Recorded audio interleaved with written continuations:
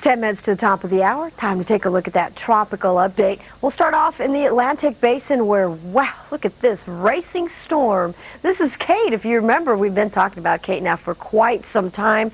In fact, as we take a look at this a little closer, you can see it still has quite a bit of convection with it, but it's rapidly being drawn northward as it moves towards the northeast at 22 miles per hour. Winds with this are still as a hurricane, 75 mile per hour winds. That's a minimal hurricane. Nonetheless, it's still holding together.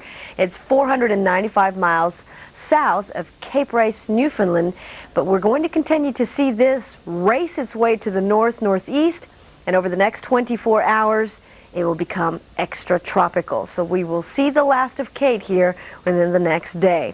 A little further eastward, quiet around the Azores, and then you find a little disturbance here. That's just east of the Windward Islands. There is a lot of shearing going on. We do have some strong upper-level winds, and it looks like we're not expecting to see something develop here with that unfavorable atmosphere. Nonetheless, there could be a slow change as it continues to slowly move towards the west. Let's take a look at what we do have a little closer to home around the Caribbean. It's been so nice here. Very nice and quiet. It's finally quiet around the Gulf of Mexico, but do you remember not long ago we were talking about Larry? Larry finally made its way on shore here around Mexico. There's still a lot of convection. In fact, we could be dealing for the next 24 hours with some very heavy rain, very isolated. Nonetheless, still could be pretty heavy in some of these areas, and as a result, flooding is still something that we are concerned about here around Mexico. You can see some of these stronger showers and thunderstorms, but it could emerge over to the Pacific and redevelop. Now, it's not likely that it will do that, but it's not unheard of. So we'll keep an eye on Larry. If it does emerge on the other side and become a storm, it would be called Patricia. Let's take a look at what's going on the eastern side of the Pacific. We do have two storms to talk about. One is Tropical Storm Nora, and the other one is Olaf. Tropical Storm Nora is nearly stationary, and as you saw on the satellite, it's lost all of its convection. It looks like it seems to be drawing in some stable inversion type of air behind it on the northwest side, but nonetheless, it has winds at 45 miles per hour. The one thing that it will be doing here, as it's looking rather ill, is still bring in a few higher waves around the southern Baja, possibly up to 8 feet. That's about the best that we're going to see Tropical Storm Nora do, at least in the near future. The Tropical Storm Olaf, much closer to land, a bigger threat now, as its winds are up to 65 miles per hour. It's moving to the north at 3 miles per hour. Location is situated at 20 miles west of Manzanillo, Mexico. The main concern here is going to be the heavy rain that we get. In fact, we could be dealing with some areas with more than 1.5 feet of rainfall. So it's going to be a messy scenario here over the next 24 hours. In fact, we're expecting this to make landfall early in the morning. So this is certainly something if you have interest in this area, may want to keep an eye out for. We're also talking about tropical storm warnings in effect as a result of these tropical storm winds that could be affecting the coastal areas. So a lot of rain, possibly some wind, but it looks like the main threat here is mainly going to be the heavy showers. And speaking of showers, well, we are finding a few showers continuing here across the southeast. Maybe some rain trying to develop for the southwest and a few showers in the Puget Sound area, but the thunderstorms could be heard around South Carolina as well as New Mexico. We are finding that there is a front moving around the northwest. It's going to bring some cooler temperatures and that showery start to the day. This warm front, all the opposite. There's no moisture with it, but there is certainly a lot of warm air associated with that. So a very warm day here around the Midwest. Nice and comfortable in the northeast and a bit on the showery side around the southeast. I'll be right back. Wouldn't it be convenient if getting your weather was this easy? Now it is. Desktop Weather by the Weather Channel. Always right here on your computer with all you need for every kind of weather. Always on. Convenient, free. 370 miles south-southeast of Cape Race, Newfoundland, and it is racing off toward the northeast at 26 miles an hour. We will continue to see this be a powerful storm and bring some rainfall, we think, to some of the Canadian Maritimes. However, it looks like it will become extratropical, not a tropical system, probably within the next 24 hours or so. Let's head to Mexico, where you've seen several problems on several fronts. First of all, in the Bay of Campeche, as what was Tropical Storm Larry moved inland. Still some rainfall in that area and some flooding. And this is Tropical Storm Olaf right along the coast. It made landfall this morning right around Manzanillo, Mexico, and is affecting some of the favorite vacation spots here along the central Mexican coast. Waves are going to be a problem, high tides. Better day tomorrow, I think, along the beaches, but the big threat here is going to be the rainfall with flooding and mudslide threats as this continues to bring moisture well inland. Winds still in the center, 60 miles an hour, so tropical storm force winds and tropical storm warnings up for the central Mexican shoreline. We also have another tropical entity, and that is Tropical Depression Nora. Kind of hard to find here, but the center's somewhere out here, still drawing moisture over Baja, and together these storms will bring more moisture up into the southwestern United States over the next couple of days. Kim? Well, how much money should you set aside for the natural gas to heat your home? The Bloomberg Money Barometer reports the answer. Well, the weather may decide the answer. Good morning. A colder than normal winter might cause natural gas prices to soar in a repeat of last season.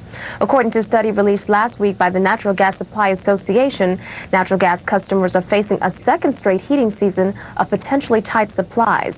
The NGSA anticipates the same degree of pressure as last heating season because of the weather, the economy, storage, and production. The association says the scenarios changed very little from last winter when consumer demand and wholesale prices rose due to colder temperatures from the prior heating season. Natural gas futures touched an all-time high last February amid blizzards and freezing weather in the eastern United States. A long and colder than normal winter drained natural gas inventories to record low levels last spring. That prompted Federal Reserve Chairman Alan Greenspan and other government officials to warn that high gas prices may force some manufacturing companies to switch fuels or shut down. For the Weather Channel, I'm Linda Bell with the Bloomberg Money Barometer.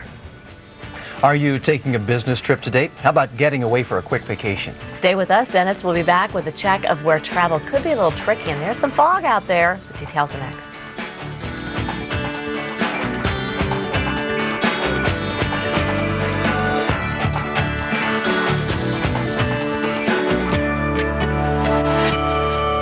This program was brought to you by Smith Barney. This is who we are. This is how we earn it.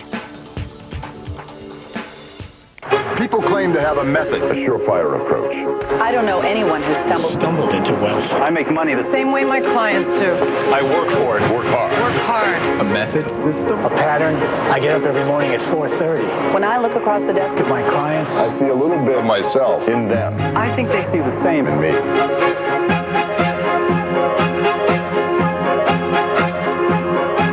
Smith Barney. this is who we are. This is how we earn it. Hi, I'm John Scherer, CEO and founder of Video Professor. Well, I'm the one that makes computer learning quick and easy with these CD-ROM lessons from Video Professor. You know, I've always said that if I could just get a room full of people to sit down and try my product, they'd be so impressed. They'd never bother with expensive classes again or these big, thick, confusing manuals. You know, when I developed our first learning lesson 14 years ago, the goal was very simple. It was to make the lessons quick, easy, and most of all, simple for anyone to learn with. The CD plays like a video on your computer screen. Just follow the on-screen instruction. If you need to see something again, rewind it. If you need to take a break, pause it. It's so simple. Here, look at all these options you can choose in any computer program. Now, you could try to find out what those commands do with this book, or you can just follow along with our CD as we show you step by step what they do. For instance, I'll get you started on computers with my Learning Windows CD. My Internet CD will show you how to surf the web and send and receive email. Use my Word CD to create great-looking documents. Or try my Quicken tutorial to put your finances in order. I'm so sure my product will work for you. I want you to try one of my lessons for free, because I know that once you do, you'll come back to us for all your computer learning needs. You just pay a small shipping and processing charge. You will positively learn to operate your computer using my foolproof learning method, or I'm going to even refund. past the hour. It's time for the tropical update. Heavy rains from what was once Tropical Storm Larry caused widespread flooding along the Gulf Coast. Rivers are overflowing, schools have been closed, and hundreds have been forced from their homes. That's some major flooding. Here's what's left of Larry. And Larry was dissipating yesterday, the day before, weakened considerably. And what we're looking at now, this is the Gulf of Tehuantepec, or the Bay of Campeche. Gulf of Tehuantepec's down this way, and it looks like the remnants of Larry may actually have crossed Mexico down toward the Gulf of Tehuantepec, and it's possible it could get a new name and be renamed, but that doesn't appear to be happening quite yet. We'll have to continue to watch the area, but one thing that we still see, showers and thunderstorms right where you saw those pictures of the massive flooding. And we get some flooding in the States, but you don't see those kind of pictures too often where the water is just like way up there. Again, Mexico hard hit from Larry. Here's our big picture. What else is going on? Kate right here. Kate is just really accelerating now, moving slowly, then being picked up by a front, and it will just zoom across the North Atlantic, and it could make its way up toward the British Isles, northern British Isles, and maybe back up towards Sweden and Norway. That's a possibility. Sometimes that happens. Also interesting flare-up of showers and thunderstorms off to the east of the islands. Here's Tropical Storm Kate, and it is becoming extra tropical right now. And by that we mean that it's losing characteristics in which tropical systems are named, like a warm core around that circulation center. It's quickly moving away. You can see Newfoundland here, Nova Scotia, Bermuda well to the south, and it is just really picking up speed and is starting to fall apart in the sense of, again, having that organized tropical structure. Heading farther south down toward the Gulf of Mexico, overall real nice. We're looking at a good deal of fair skies also from the Caribbean Sea. A few showers and storms, though, back over toward the Bahamas, east of the Bahamas mainly. And looking just east of the Lesser Antilles, back over toward the Windward Islands, interesting flare-up of showers and storms. Nothing organized at this point, but we may see a flare up here. You can see this little surge coming past Barbados right there at the present time. So some unsettled weather, especially over toward the windwards, maybe coming in. Back over to the Pacific side, we now have Tropical Depression Nora. This one is just really deteriorating. Should just be a remnant low very soon. And here's Tropical Storm Olaf over land, basically 50 miles north of Manzanillo. That one is weakening too. Still some advisories out for the Mexican coast. Here's our picture. You can see Olaf now inland spinning around. The main threat at this point would be with the potential mudslides and flooding along the Mexican coast. A couple of vantage points here. Nora, you can hardly tell where Nora is. It's just some low clouds right in this area. And there's Olaf over the Mexican coast, and again with some pretty heavy rain nearby. Well, that's what's going on in the tropics. Now here's Janetta with more about what's happening across the states.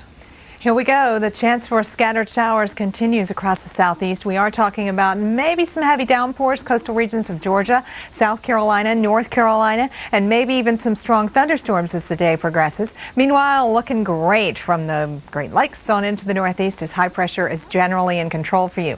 Again, that possibility for strong thunderstorms exists in the southeast as well as the southwest, and we're talking about the potential for more heavy rainfall in parts of Georgia, South Carolina, and North Carolina. So we'll keep a close watch on that for you throughout the day. Get ready for another exciting episode of Storm Stories tonight. Here's meteorologist Jim Cantori with a preview. Tonight at 8 on Storm Stories, a couple builds the family's dream house in the picturesque Pacific Northwest. But tragedy strikes when torrential rains cause a dike to collapse.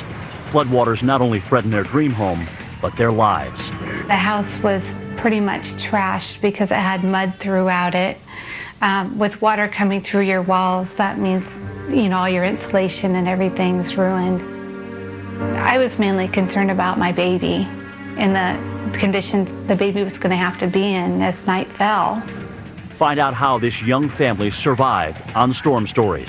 That's at 8 Eastern and Pacific, only on the Weather Channel. Coming up, we'll have your forecast from coast to coast.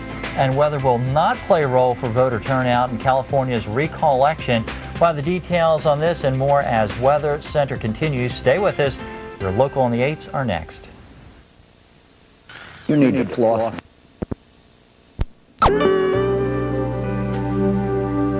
your extended forecast.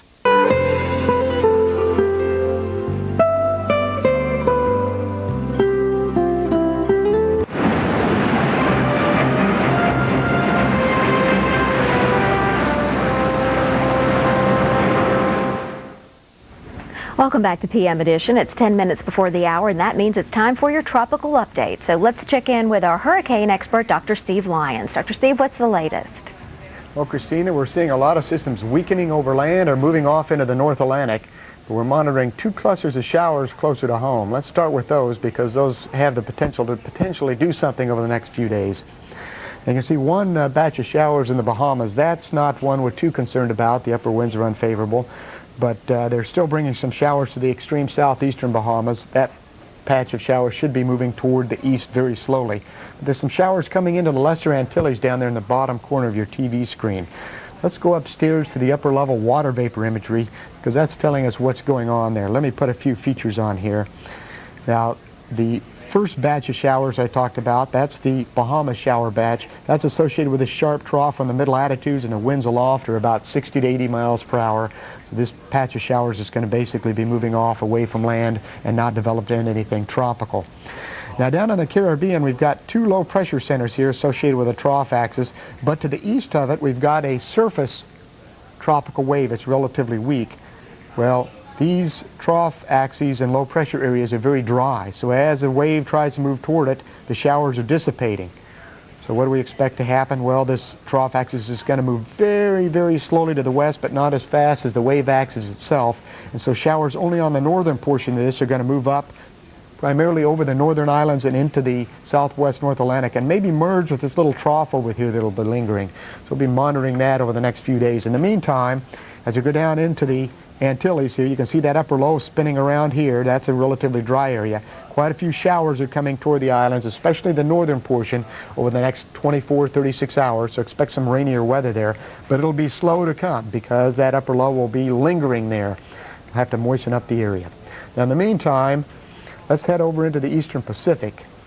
We've got a couple of depressions out there. Tropical Depression Olaf, it made landfall last night and is moving inland, well inland now, virtually dissipating as a tropical system, but the rainfall is still lingering around the coastline. We had some rainfall totals almost up to 8 inches in the Colima area near landfall down there in the greater Manzanillo area in the last 24 hours, but this system will be dissipating over the next 24 to 36 hours. Now, we had Larry here that made landfall down here in southern Central America. It is trying to emerge back out in the eastern Pacific, but the environment is just marginally favorable for development. The low center is about right there on the coast, still tangled up with the coastline, so we're not too concerned about that. We have another system here. It's this little cloud swirl. You can hardly see it on the water vapor imagery. That is our tropical depression Nora. Winds are coming down quickly. It's moving to the east back toward the Mexican coastline. We can see that, though, when we look at the visible satellite image of a fairly well-defined vortex. On the south side of this, there's still some winds of about 25 to 30 miles per hour, jittering some waves out here of about 8 to 12 feet. Those waves are going to be moving on to the coast toward Mazatlan over the next 24 to 36 hours, bringing breaking wave action of about 6 to 10 feet. So watch out for some dangerous rip currents from Cabo Corrientes northward over the next 24 to 36 hours. That's about it for the tropics. Here's Christina.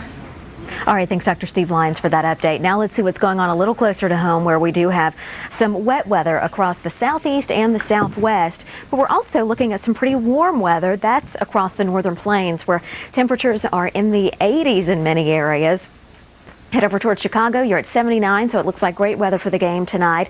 But not such great weather across the southeast, especially in Florida, where we're seeing rain and thunderstorms that have been pretty persistent. And we're still seeing that now down toward Orlando and over toward Daytona Beach and up toward Tallahassee. Across the southwest, some scattered showers and thunderstorms here as well. So these are all the areas shaded in orange that we'll be looking for the wet weather and the potential for stormy weather. Maybe even some isolated severe storms here across 50% of the people die.